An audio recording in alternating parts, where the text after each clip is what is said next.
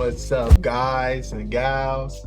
No, we got something interesting today. It's just a compilation of just some random interesting things I saw scrolling on TikTok yesterday.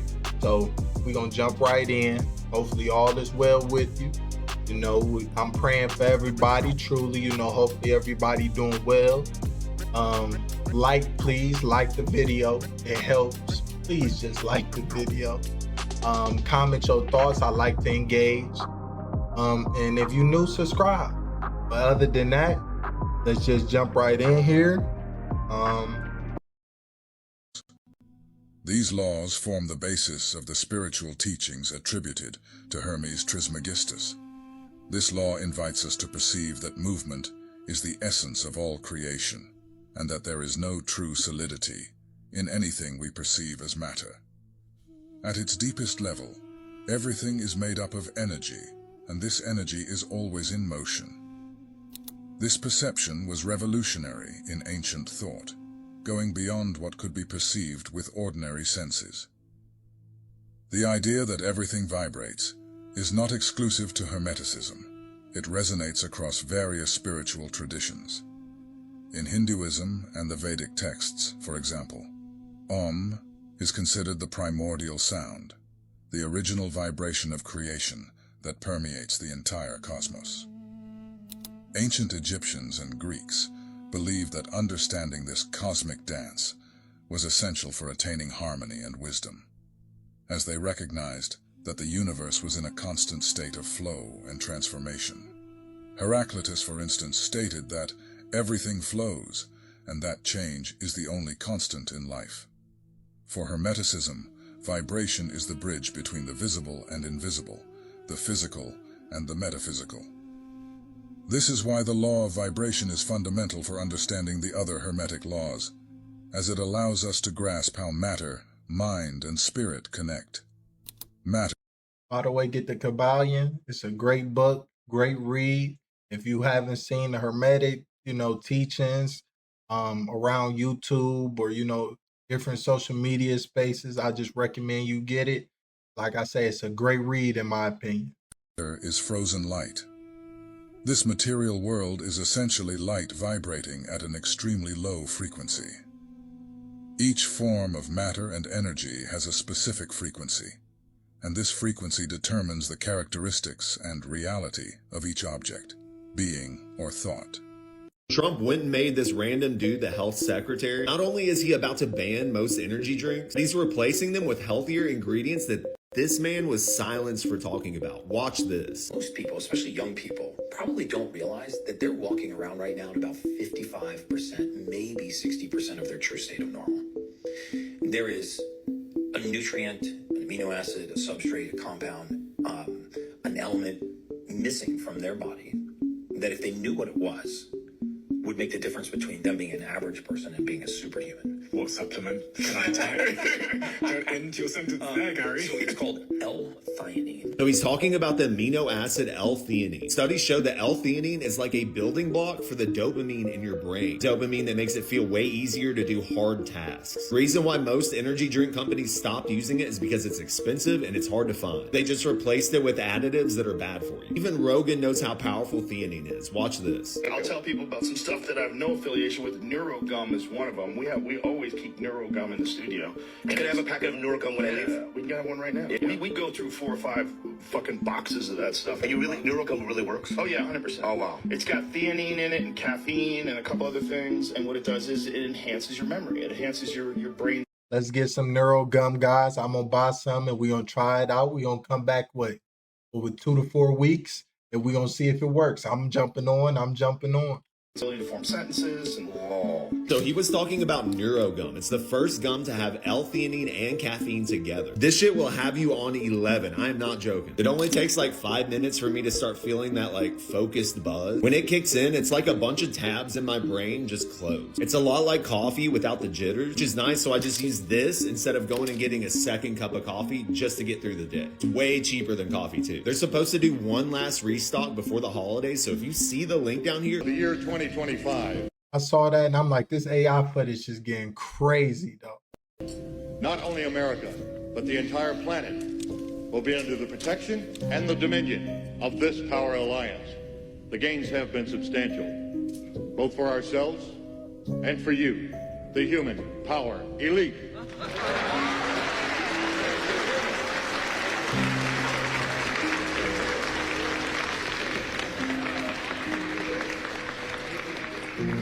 You have given us entree to the resources we need in our ongoing quest for multidimensional expansion. And in return, the per capita income of each of you here tonight has grown, in this year alone, by an average 39%.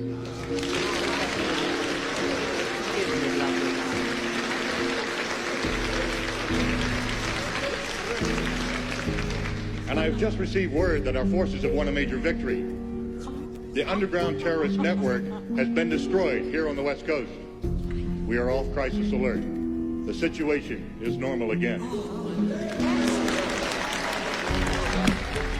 How you doing, boys? Been hiding this alien exchange program from us. Now, the thing is, aren't they right here in front of, these aliens, dimensional beings, possibly demons, whatever it could be? They, using some type of mass technology and blending right in. Why don't they Sleepy Joe himself? Or like take one of our, powerful people in powerful positions and use that position to, manipulate the human race. There's so many possibilities. It could get very dark quick. In the 1960s, the US government engaged in a top-secret program with extraterrestrials from a planet called Serpo in the Zeta Reticuli star system. Here is what happened. After the famous Roswell crash in 1947, an alien survived called EBE-1, and it began communicating with the US military. After months of back and forth, EBE-1 arranged for a human-alien exchange program. Then in 1965, 12 American soldiers left in an alien spacecraft to Serpo. The journey took 10 months, and the team stayed on Serpo for 13 years. They learnt about the aliens' technology, culture, and way of life. Here's some of the details. The Serpo inhabitants were benevolent and had humanoid figures, but with differences such as large eyes and access to telepathy. Oh, but it gets dark. Out of the 12, only 8 of the members returned to Earth, and they brought back vast amounts of knowledge. 2 of the members passed away on Serpo, and imagine this, 2 chose to remain. The members that returned lived out their lives under new identities. This information was leaked by a former government official in 2005. Dude, I ain't gonna lie, I might stay too if it's nice. But it raises 2 main questions. What did we learn from Serpo? Or more importantly, how did the 2 members pass away? The Triangle holds some of the world's deepest waters, with the Gulf of Alaska reaching down to depths of an incredible 26,000 feet. Could this be a perfect hiding place for a secret underwater alien base?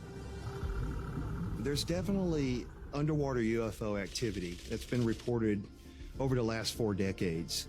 These UFOs have been tracked underwater and stayed underwater for a long time, evaded the Navy, and they go so deep that we don't know where they're going.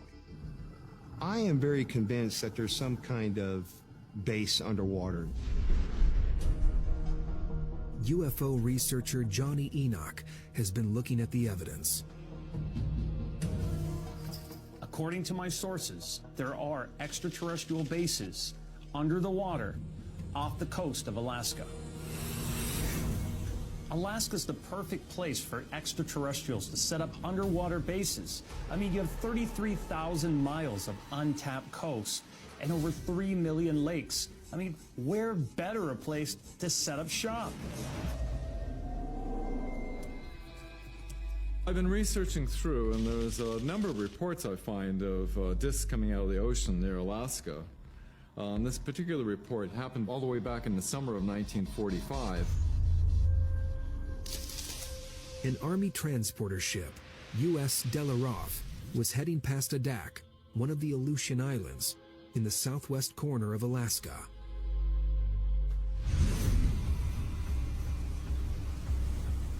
Suddenly, one of the crew was said to have spotted ripples in the water just a mile from their vessel. In this report from one of the crew members, he stated that he turned and saw a large round object which just emerged from the sea. They witnessed a UFO come up out of the water that was 150 to 200 feet wide. And it started circling the boat and making everyone feel rather uneasy.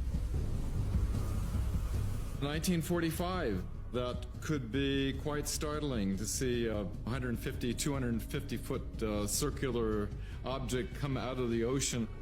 Totally quiet. It was on its own propulsion system, wasn't affected by the wind, the sailors said.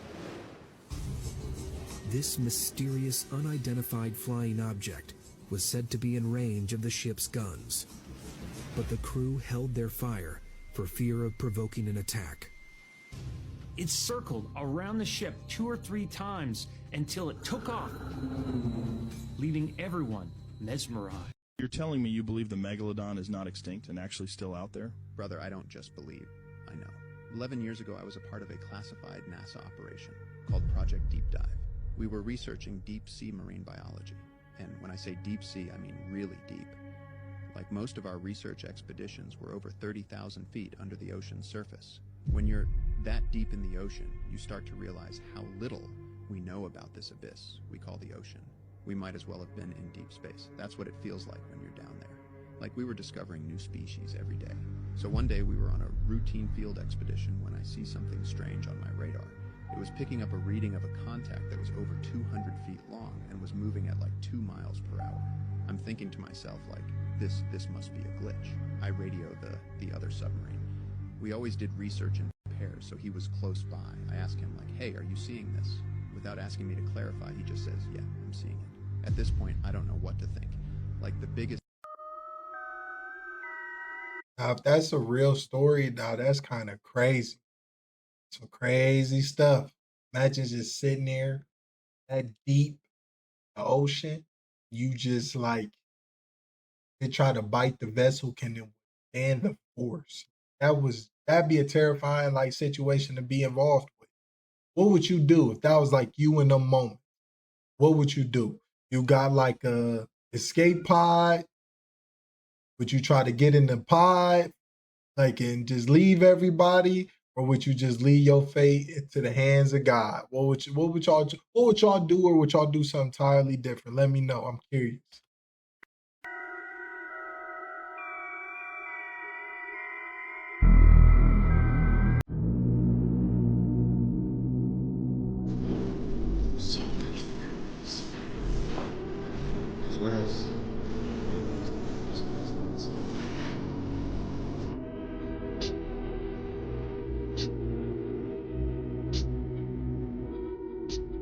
It's a little crazy if it's like real, which I don't know.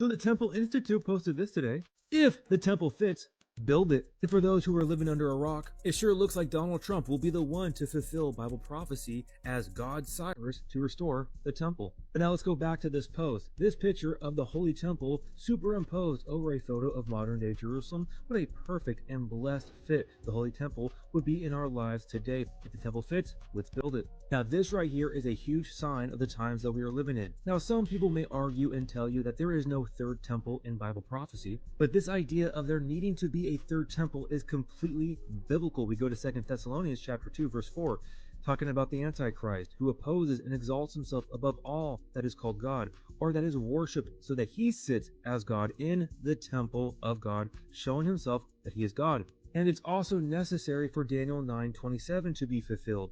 Then he shall confirm a covenant with many for 1 week, talking about the man of lawlessness. But in the middle of the week, he shall bring an end to sacrifice and offering. There needs to be a temple in place for these sacrifices to be held. And we continue, and on the wing of abomination shall be the one who makes desolate. And we can see Jesus reaffirm this prophecy in Matthew 24:15. Therefore, when you see the abomination of desolation spoken of by Daniel the prophet, standing in the holy place, reads, let him understand. So for Bible prophecy to be fulfilled like Daniel chapter 9 verse 27, there must be a temple in Jerusalem where they are sacrificing and giving an offering. And there must be a temple there for the Antichrist to stand, showing himself that he is God. Now with that being said, I found a great post from Aaron in writing on X.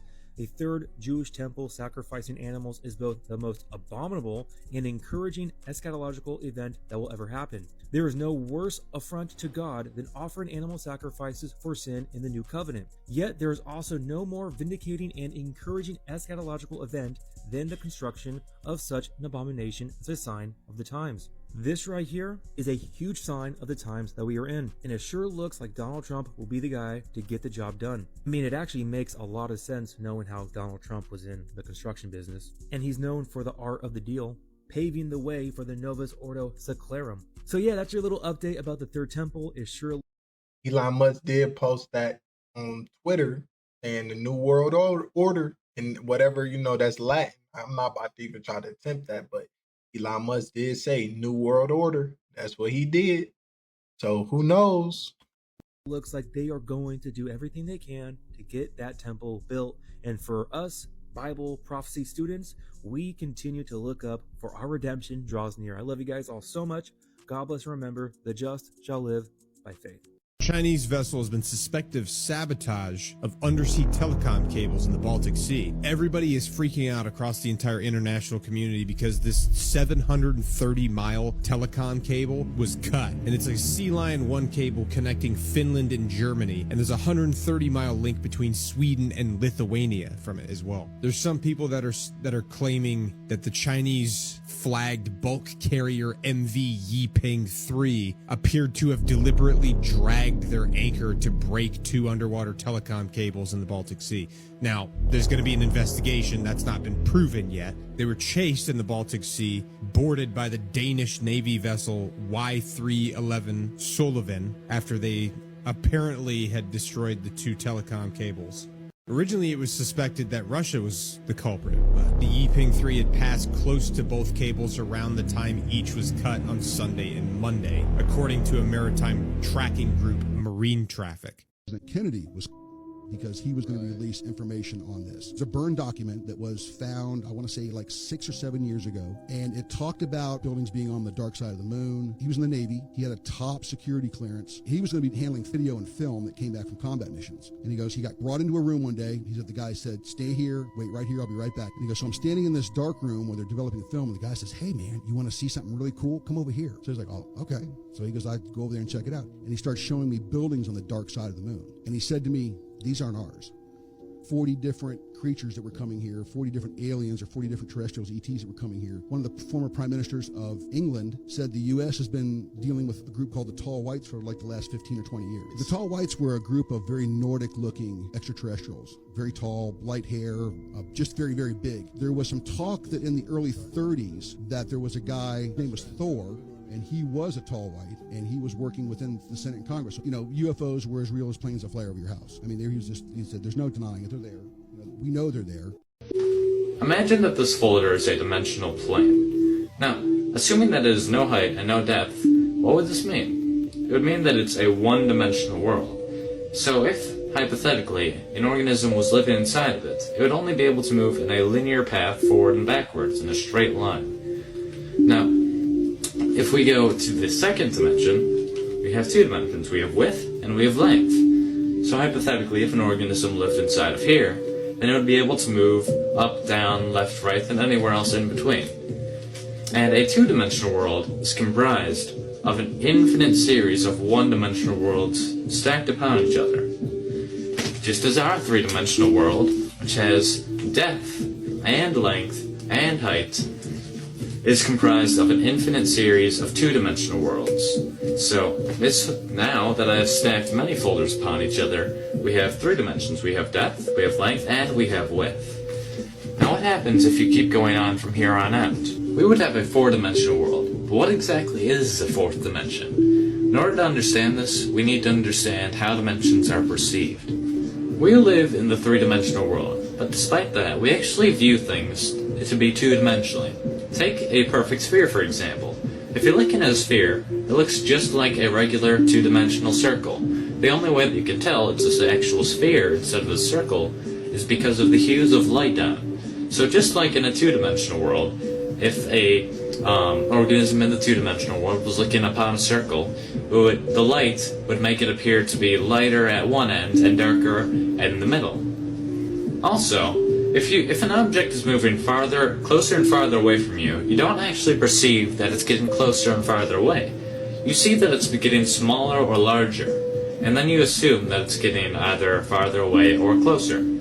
But let's say that an object was to grow in perfect equilibrium, so that it was growing at the same speed that it was shrinking as you move it farther away. Then you would not be able to tell, without any lights or if there were details on the object, that it's moving or growing at all. You may have assumed that since we perceive things to be in 2 dimensions, that a 2-dimensional organism would see in 1 dimension. So, as we're watching this rubber band expand as it moves farther away from this little organism in the 2-dimensional world, it does not actually perceive anything is happening to it because it's growing at the same speed that it's moving farther away. But since we can actually see it from the 3-dimensional world and perceive things to be in 2 dimensions, we can see things for how they actually are. The reason that the 2-dimensional organism doesn't see things the way they really are is because the 2-dimensional organism sees things in 1 dimension, just how we, 3-dimensional creatures, see things in 2 dimensions.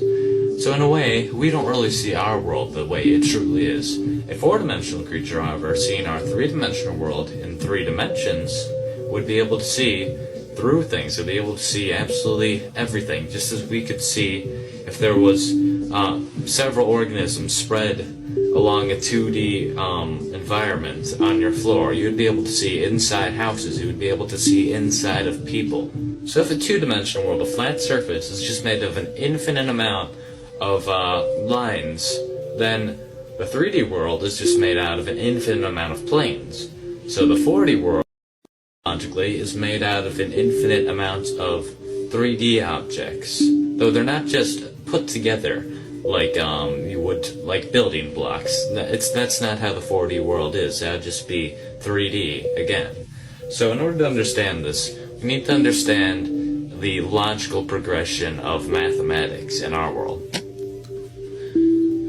Imagine that this connects piece represents the first dimension. It's simply a straight line, which is basically what the first dimension looks like.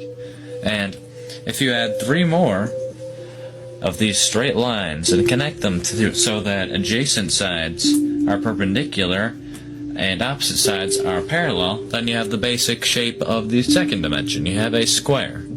Now if you keep going from here and you add it so that there's a total of 4 squares, and all adjacent sides are perpendicular and all opposite sides are parallel, then you end up with, obviously, a cube.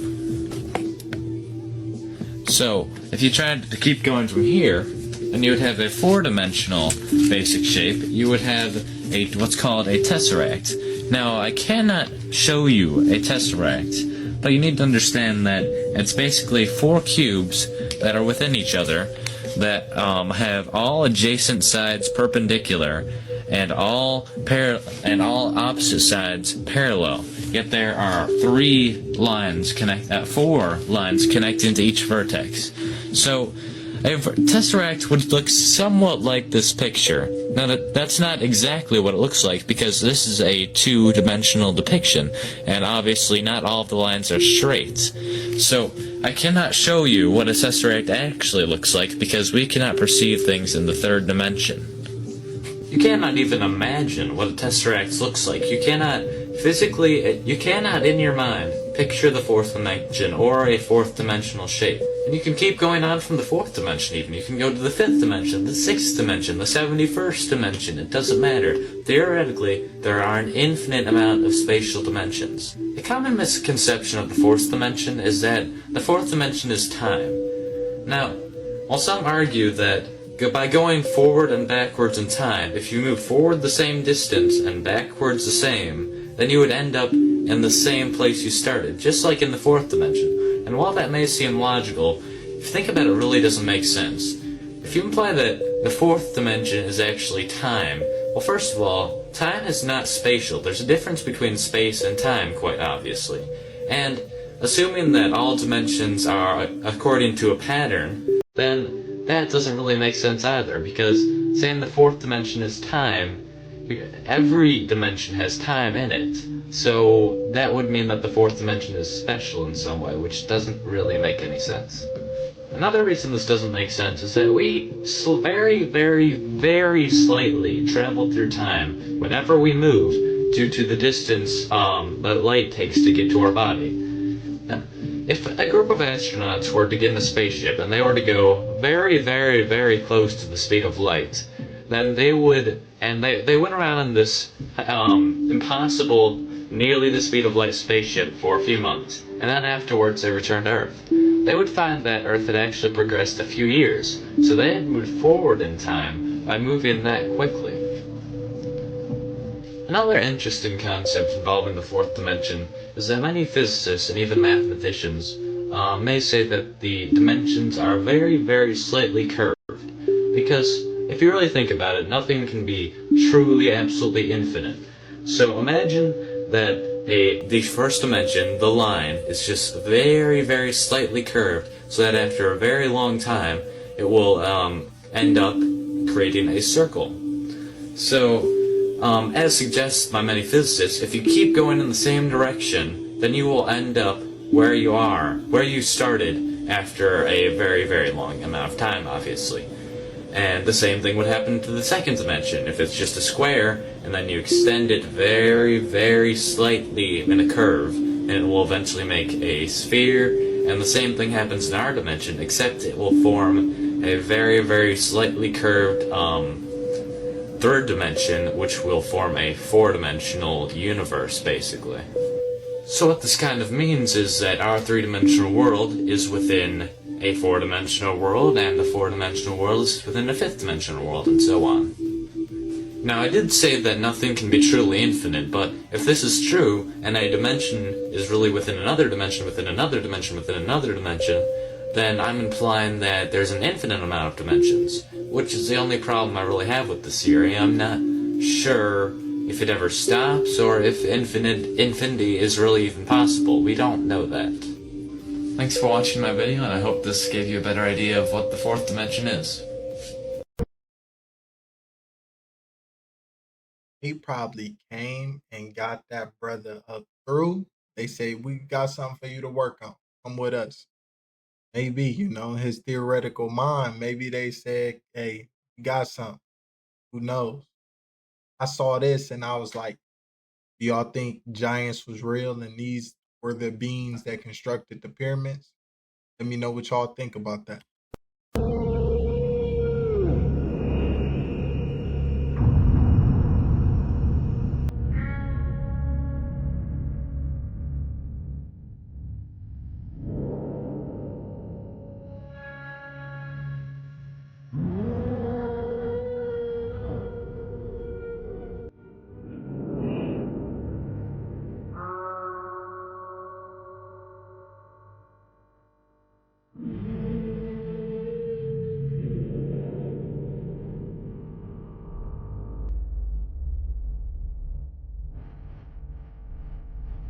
Dang.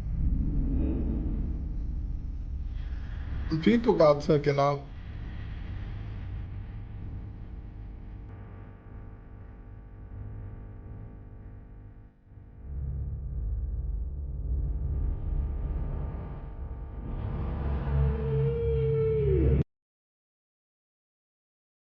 If I told you the ocean was the real outer space? A couple years ago, an independent researcher named Tyler Schmerkenhieser designed and engineered a one-of-one submarine with an adaptive hyperalloy composite hull. To prove it, guy was obsessed, believed the concept of the ocean floor itself was a lie, stuck a camera on the front of the submarine, and set off into the unexplored depths of the Mariana Trench. And Buddy, the species he'd captured on these videos, were things that have yet to be explained to this day. But instead of finding the seafloor, he discovered what he described as an abyssal vortex, a swirling black whirlpool that no previous expedition had ever encountered. Said that by the time he'd gotten through it, he rose up to lands that he'd never seen before in his life. Saw these strange human-like beings standing up on the shore. It was like this upside-down world, accessible through vortex canals in the depths of the water.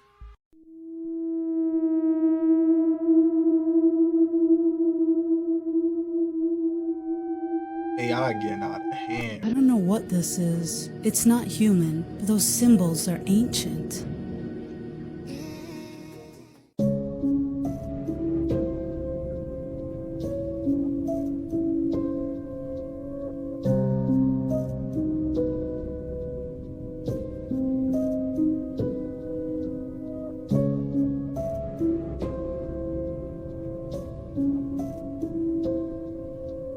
It's crazy though. Like the coincidence there is just like history. If it ain't like symbolism, intentional, it's like history repeating itself. It's very like spooky.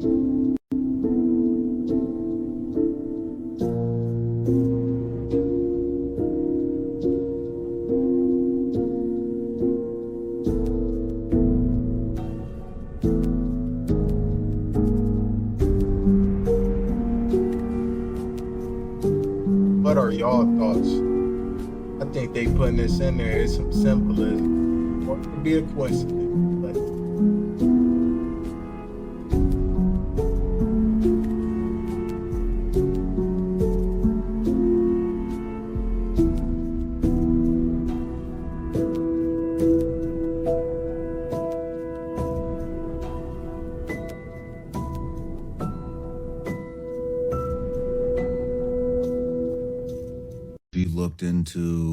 have you tried to look into religion at all, such as the crucifixion?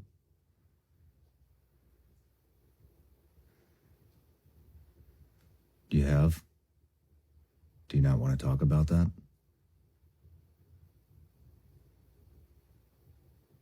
Okay. Is a prison planet, and when you die, you're given amnesia to reincarnate. In Roswell, New Mexico, 1947, our craft was struck by lightning, causing us to crash. I was the only survivor. When the United States Army retrieved the craft, they took me back to their base, where there was communication between us for weeks. This is what I told Errol, the nurse, that I communicated with. They used all bodies in much of the same way actors use costumes. When operating in the physical universe, we inhabit these dolls. When we're not on duty, we leave the body to think, communicate, travel, and exist without the use of one. The bodies are constructed of synthetic materials, including a very sensitive electrical nervous system. All sentient beings are immortal spiritual beings. This includes humans. For the sake of accuracy and simplicity, I will use a made-up word, Isbe, because the primary nature of an immortal being is that they live in a timeless state of is, and the only reason for their existence is that they decide to be. I am an officer, pilot, and engineer in the Expeditionary Force, which is part of a space civilization called the Domain. This civilization controls a vast number of galaxies. The Old Empire is our opposition, which controls Earth. Accounts of UAPs emerging from or submerging into our water, which could indicate a base or presence beneath the ocean's surface. I don't know about a base, but, as I mentioned, I had a different source entirely describe this pretty extraordinary footage that exists of orbs, of an orb coming out of the ocean and being met by another orb. And seems like there's still... If you don't know what an orb is, it's a light. So they just admitted to seeing lights coming from the ocean, flying around, intelligent lights. For so long, my wife and I, we've been teaching as well as friends, and we begin mocked, saying that marine spirits exist. There is a such thing as a marine kingdom, and given scripture to back it up. You could go look at my videos from years and years ago, my wife's videos. And here the government just casually admits that, yeah, we've been seeing orbs, intelligent orbs coming from the ocean. And I'm gathering from this as well as other reports that they've said. And some of you watch the whole thing, you know what I'm talking about. That reminds me of this in Job where it says, dead things are formed from under the waters. The RB says it like this, behold, the giants grown under the waters. And the Young's literal translation says the Rephaim are formed beneath the waters. The Hebrew word that's used here literally means spirit, go shade. So it interlocks spirits with giants. Here's a clue. Spirits, demons, are the disembodied spirits of the Nephilim. This is why. But it talks about they're underneath the waters. That's tied with these orbs. This is why you also see, and I've been teaching this for years as well, and people have been making videos, and it's not true, but when Jesus was going to cast out demons, a storm pops up, he rebukes the storm. That storm was not from the Father because Jesus would never rebuke something that the Father sent. That was a demonic power that sent that storm. Jesus rebuked it and it ceased. It would have been what they believed to be Poseidon of that day. And notice when Jesus went to the other side, cast the demons out, where did the demons go? Into the pigs. Or where did the pigs go? Into the water. You take a look in the Old Testament, the Philistines worshipped a false god by the name of Dagon. What was Dagon? A merman. Water spirit. You see, the Bible also talks about Leviathan, the twisted serpent of the sea. So yes, the Bible has a lot to say about these spirits underneath the water. And the government just casually admitted that they've seen them. So all these Christians and all these people saying that we're loony because we talk about this, no, it's Bible. And the government just came out and admitted it. To deny both of those just means you're in denial. For those of you that want to learn more about this, because I'm going to be posting a lot of videos, hit the follow button for more. And if you're on YouTube, hit subscribe with the bell icon to be notified when I upload and my longer form videos. Check those out too. Now, for those of you that want to take your learning deeper of this subject, we're doing a 3-day class at the end of the month teaching on this, on the subject of UFOs, fallen angels, and their biblical significance, as well as why God created constellations in the cosmos and how they detail their plan of redemption, the celestial war zone, the conflict between angels in the second heaven, and a lot more. To sign up from TikTok, click the Eventbrite link in my bio. To sign up from YouTube, click the Eventbrite link in my bio. And remember, it's a pre-recorded class, so if you're doing Thanksgiving, you won't miss it. It's yours forever to watch as many times as you want, as long as YouTube is up and running. It's pre-recorded.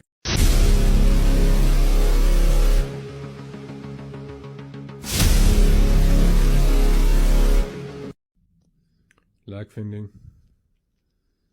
Persoon heeft hier weken of misschien zelfs maanden gelegen.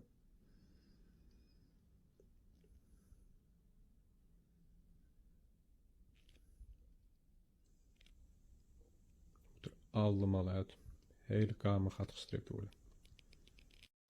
So, what have we here?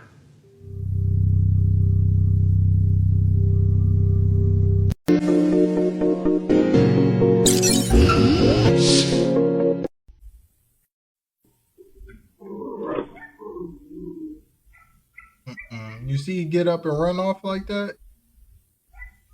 Pentagon and the Department of Homeland Security have denied us permission to report in full. Why don't they teach about Nikola Tesla in schools? Because he believed that the numbers 3, 6, and 9 held the pathways that forced energy to manifest itself into physical form. Through focused attention and repetition, our thoughts become our reality. And by creating the habit of writing down the things that you desire, the vibration will manifest itself into your desired outcomes. Write down the things you desire 3 times in the morning, 6 times in the afternoon, and 9 times in the evening. You can manifest anything that you want in your dream life by affirming it as if it has already happened. This was absolutely one of my best investments of 2024. And if you want to get a copy of this journal, I'll leave the link for you right here.